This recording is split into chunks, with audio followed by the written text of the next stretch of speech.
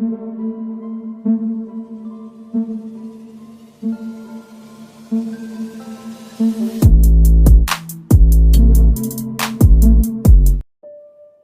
दोस्तों, scary story official में आप सबका स्वागत है। आज की कहानी की तरफ बढ़ने से पहले चैनल को सब्सक्राइब कर लीजिए और अगर कहानी अच्छी लगती है तो प्लीज़ लाइक एंड कमेंट करना मत भूलिएगा।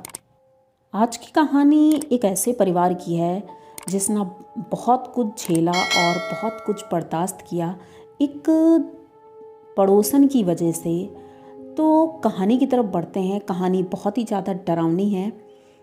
तो कहानी है अतुल की और उनकी पत्नी प्रभा की। ये दोनों गांव में रहते हैं और गांव में इनके पास कमाई का कोई साधन नहीं था। अतुल के पास एक तो खेत थे, उसी से ये किसानी करता था। उसके बाद धीरे धीरे एक दो जगह और काम करने लगा। कुछ पैसे इकट्ठे किए थे और प्रभा के कुछ जेवर थे। वो जेवर बेच करके अतुल ने सोचा एक दुकान खोलते हैं। वो दुकान इन्होंने साड़ी की खोली। साड़ी की दुकान जब खुली तो गांव के लोग पहले तो बहुत खुश हुए, सभी लोग, कि चलो अब दूर नहीं जाना पड़ेगा, और उनकी दुकान चलने लगी। और लगभग उस वक्त त्यौहार और शादियों का सीजन भी था, जिस वजह से इनकी दुकान बहुत अच्छी चल रही थी। ये दोनों बहुत खुश हुए कि चलो अच्छा है, हमारा बिजनेस चल पड़ा है और 4 पैसे अब घर पर आएंगे, सब कुछ अच्छा रहेगा। लेकिन गांव में ये खुशियाँ ज़्यादा दिन तक टिकती नहीं हैं। कहीं कहीं कुछ ऐसे लोग होते हैं जो जलते हैं। ऐसे ही इनके गांव में 2 घर छोड़ के एक घर था शर्मा जी का।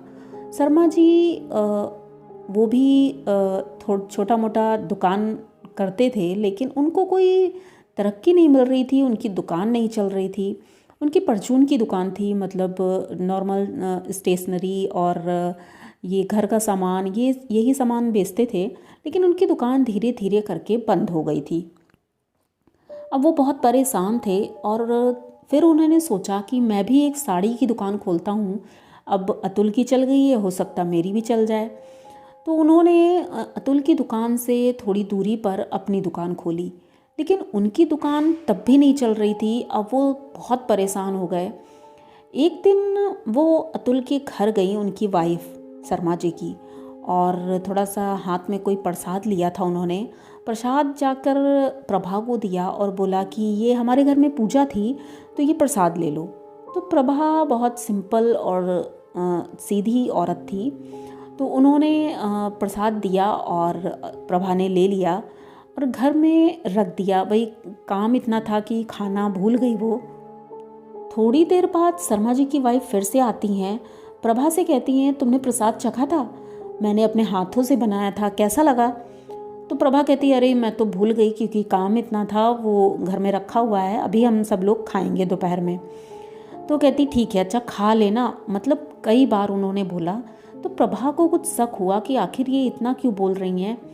तो वो कहती ठीक है, हम खा लेंगे। लेकिन अब प्रभा को जब शक हुआ तो उसने खाया नहीं। वो प्रसाद उसने छत पर डाल दिया कि पक्षी आएंगे और वहीं पर पड़ा रहेगा। वैसे भी छत पर कोई जाता नहीं था। प्रभा का बच्चा छोटा था, अभी एक लड़का था 2 साल का। अब ये लोग अपना काम कर रहे थे, लेकिन शर्मा जी की वाइफ को बड़ी चिंता हुई कि अभी तक इन्होंने प्रसाद खाया क्यों नहीं। ये शाम को फिर से गई उनके घर और ऐसे ही बातों बातों में पूछा कि प्रसाद खाया था? तो प्रभा कहती है, हाँ हमने खा लिया था। तो कहती अच्छा तो ठीक है। अब वो तुरंत फिर से चली जाती हैं। लेकिन उन्हें कुछ संतुष्टि नहीं मिल रही थी। जैसे लग रहा था कुछ अधूरा सा है, कुछ छूटा है, पता नहीं क्या। प्रभा ये सारी चीज़ें समझ रही थी कि कुछ तो गड़बड़ है। अब ये शाम को सफाई करने के लिए जब छत पर जाती है झाड़ू मारने के लिए, तो देखती है कि जो प्रसाद था उस प्रसाद को किसी ने खाया था, पूरी छत पे फैला हुआ था। और एक बिल्ली थी पास में, वो पड़ी थी वहाँ पर मरी हुई। ये देख करके प्रभा एकदम से डर जाती। क्या इसमें जहर था, क्या था इसमें, उसे समझ नहीं आता है। और उस प्रसाद में ऐसा कुछ नहीं था जो उन्होंने घर में बनाया हो, कुछ अजीब ही था वो, मतलब समझ से परे है वो, और वो हम आपको बता भी नहीं सकते हैं।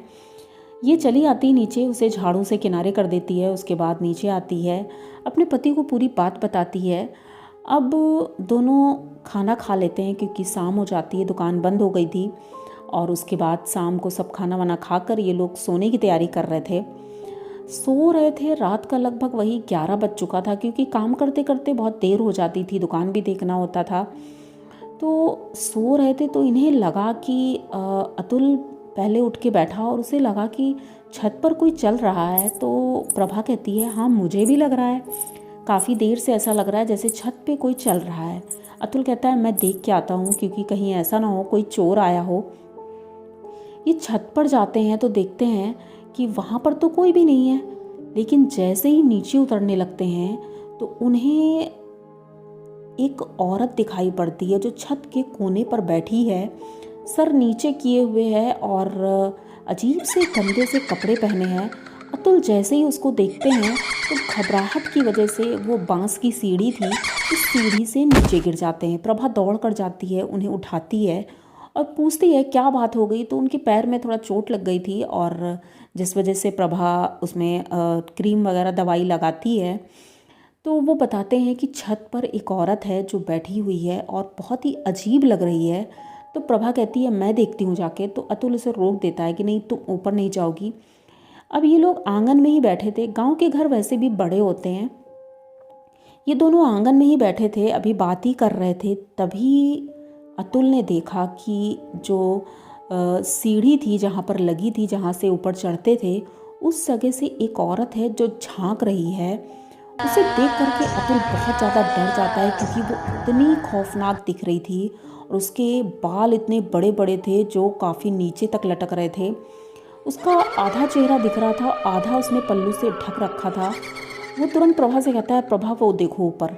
तो प्रभा देखती है, प्रभा देख करके तुरंत बेहोश हो जाती है क्योंकि उसका चेहरा बहुत ही ज़्यादा खौफनाक था।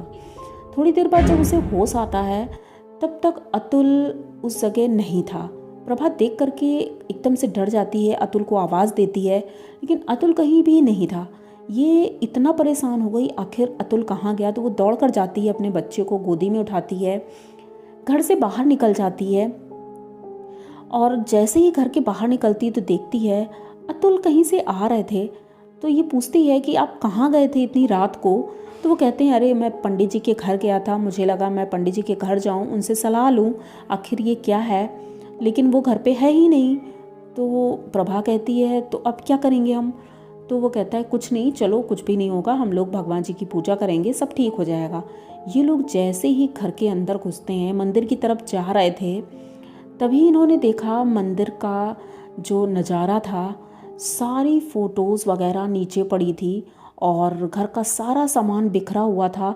ये देख करके प्रभा एकदम से चीखने लगती है। अब इन लोगों को समझ में नहीं आ रहा था हम क्या करें क्या नहीं करें। तभी अचानक से इनका जो बच्चा होता है 2 साल का, वो रोना शुरू कर देता है। वो बहुत ज़्यादा रो रहा था और बाहर कुत्ते रो रहे थे, इतना ज़्यादा रो रहे थे। ये दोनों बहुत ज़्यादा घबरा जाते हैं, बाहर तक नहीं निकल पा रहे थे, घर में जैसे भूकंप आ गया हो। और वो औरत इनके बेडरूम में बेड के ऊपर बैठी थी। ये देख करके प्रभा बहुत ज़्यादा डर जाती है क्योंकि वो आराम से बैठी हुई है, दोनों हाथ अपने पैरों के बीच में रख के, वो सर नीचे किए हुआ है और बाल चेहरे पर हैं एकदम। ये नज़ारा देख करके इतना डर गई थी वो। अभी फ़िलहाल तो मेरी भी हालत ख़राब हो रही है, मेरे रोंगटे खड़े हो गए हैं। आप लोग मानेंगे नहीं, लेकिन मुझे ये कहानी सुनने में और सुनाने में बहुत ज़्यादा डर लग रहा है। तो कहानी की तरफ बढ़ते हैं। वो इतना ज़्यादा डर गई थी और अंदर जाने की अब उसकी हिम्मत नहीं थी। उसने अतुल का हाथ पकड़ा और बोला कि अब हम इस घर में नहीं रहेंगे, अभी हमें घर से बाहर जाना होगा। चलो तब तक हम लोग दुकान में बैठते हैं चल के।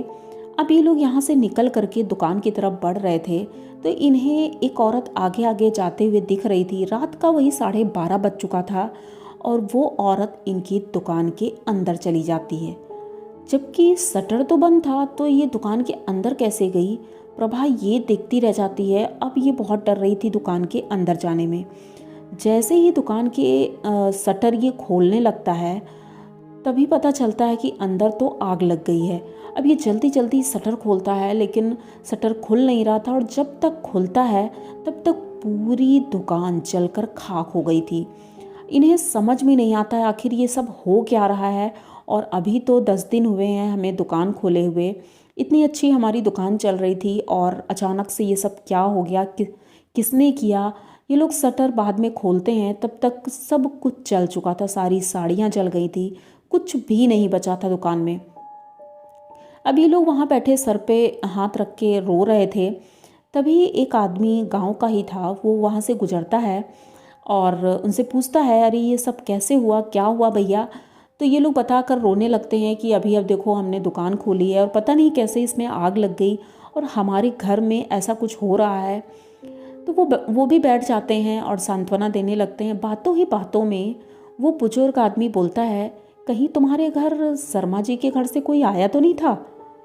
तो ये कहती है कि हाँ, शर्मा जी की वाइफ आई थी और सुबह वो प्रसाद दे के गई थी। उन्होंने बोला था कि ये प्रसाद खा लेना, लेकिन हमने खाया नहीं था, उसको हमने छत पर रख दिया था। तो वो बोलते हैं कि तुमने यही तो गलती कर दी, वो प्रसाद अपने घर में तुम्हें ले जाना ही नहीं चाहिए था, क्योंकि वो औरत एक तरह से डायन है और वो ऐसे टोने टोटके तंत्र विद्या ये सारी चीज़ें करती है और कई घरों में ऐसा कर चुकी है जिसका घर बर्बाद हो गया है। तो उसी की वजह से ये सब हुआ है। लेकिन अब प्रभा बोलती है हम क्या करें, क्योंकि अब तो उससे अगर कहेंगे भी जाके तो वो मानेगी नहीं और हमारा कुछ और भी बुरा कर सकती है। तो वो बोलते हैं अब तुम कुछ नहीं कर सकती हो, अब सिर्फ भगवान ही तुम्हारा भला करेंगे। तुम कल सुबह हनुमान जी के मंदिर जाना बड़े वाले और वहीं पर पुजारी जी से मिलना, वही तुम्हारा आप कुछ कर सकते हैं। सुबह होने का इंतज़ार करते हैं और सुबह सुबह ही 4 बजे ये लोग मंदिर की तरफ निकल जाते हैं नहा धोकर और 5 बजे तक मंदिर पहुंच जाते हैं। वहाँ के पुजारी जी सुबह सुबह मिल जाते हैं इनको। जब उनसे बात करते हैं तो वो एक पूजा करवाते हैं मंदिर में ही और इन दोनों को कलावा बांधते हैं, टीका लगाते हैं और बोलते हैं कि हम तुम्हारे घर आएंगे, घर को शुद्ध कर देंगे, सब कुछ ठीक हो जाएगा। वो आते हैं घर में और घर को शुद्ध करते हैं, बांधते हैं, घर को कील देते हैं और दुकान को भी कील देते हैं। अब ये लोग फिर से नई शुरुआत करते हैं, दुकान खोलते हैं, फिर से सामान भरते हैं उसमें और इनकी दुकान एक बार फिर से चल पड़ती है। और उसी के दूसरे दिन शर्मा जी की दुकान में चोरी हो जाती है। जब गांव के सभी लोग बातें करने लगे थे तो उनको भी कहीं ना कहीं पता चल गया था कि इन लोगों को पता चल गया है कि ये सब हमारी वजह से हो रहा है। रात ही में ही ये हस्बैंड वाइफ, शर्मा जी और उनकी वाइफ पता नहीं कहाँ चले गए, किसी को पता ही नहीं चला। आज तक वो लोग अपने घर नहीं आए हैं और उनका घर खंडहर की तरह पड़ा है। लेकिन लोगों का कहना है कि रात के वक्त अक्सर उस घर से आवाज़ें आती हैं और किसी न किसी के चिल्लाने की, चीखने की, और वो शर्मा जी और उनकी वाइफ उस घर के आसपास दिखाई पड़ते हैं, लेकिन वो इंसान नहीं लगते हैं। पता नहीं इंसान हैं भी या नहीं भी हैं, वो जिंदा भी हैं कि नहीं हैं, लेकिन उनकी परछाई वहाँ दिखती है। लोग उस घर के आसपास भी नहीं जाते हैं। और इधर अतुल और प्रभा ये दोनों आज बहुत बड़े बिजनेसमैन बन गए हैं और इनका साड़ियों का कारोबार है और इन्होंने अपने गांव के लिए भी बहुत कुछ किया है। गांव वाले बहुत खुश रहते हैं इनसे। तो आप लोगों को इनकी ये कहानी कैसी लगी? अगर अच्छी लगी तो प्लीज़ चैनल को सब्सक्राइब करिए, लाइक कमेंट करिए, शेयर करिए और बने रहिए हमारे साथ। इसी तरह की नई और अनोखी कहानियाँ मैं लेके आती रहती हूँ। तो मिलते हैं फिर किसी नई कहानी में, तब तक के लिए डरते रहिए।